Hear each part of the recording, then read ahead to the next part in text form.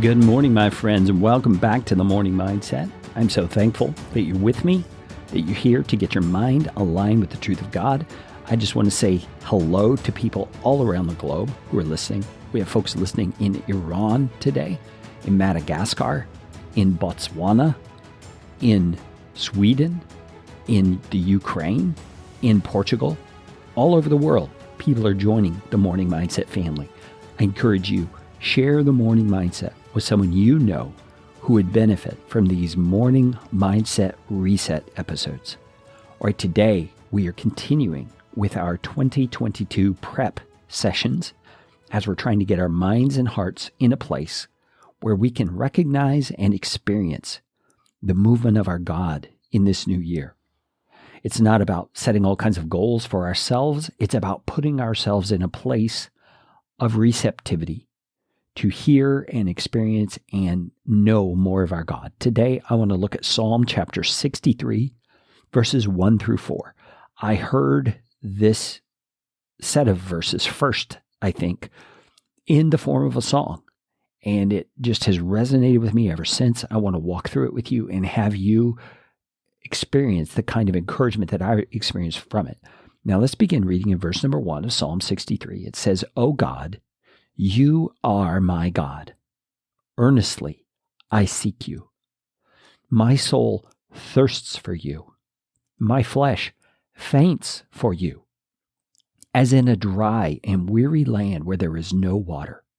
Now let's stop there for a moment.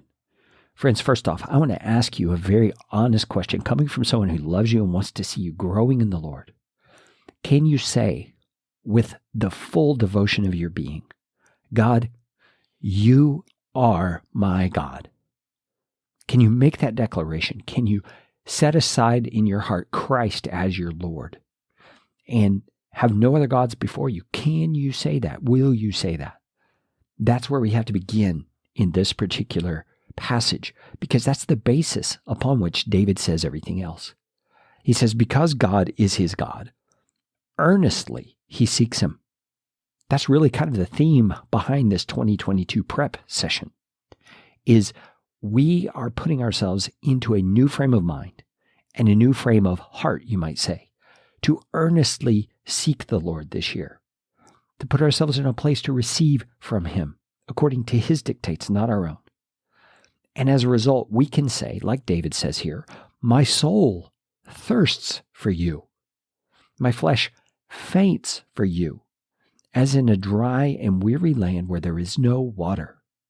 I've often felt that last line just describes the world we live in so well. It's a dry and weary land where there's no water. There's nothing this world has to offer that can bring the satisfaction to our souls that we really need. Only our God can do that, and David knew so, because he says, my soul thirsts for you. My flesh faints for you, God. You're the one I seek in that way. And friends, let me just encourage you. If you find yourself saying or recognizing, I don't thirst for God like that. I never have. I don't know what that's like. Friends, begin asking him to develop that thirst in you. Begin asking him to develop that kind of hunger in you. And make it a response to all the dissatisfaction that you see around you. When you look around and you say, there's got to be something more. Well, there definitely is something more. It's the God of the universe, the God of creation, who's given his Son for your sake. Ask him to well up in you this thirst, this hunger that enables you to say, God, you are my God, and I want to earnestly seek you. Ask him to help you with that. So going on in verse 2, David says, so I have looked upon you in the sanctuary, beholding your power and glory. Now, this kind of sounds weird to us, but you have to remember, back in the day when David was there, the glory of the Lord inhabited the tabernacle, the tent of meeting where the Ark of the Covenant was. God's glory in the form of a glowing sort of a cloud was there. And David had seen him in the sanctuary. He had seen his power and glory. And he says in verse 3, in response to that fact, because your steadfast love is better than life, my lips will praise you. You see, David understood that this God, who's so full of power and glory, has committed himself to David as an individual, and that love is better than life. And friends, I want us to know that this year.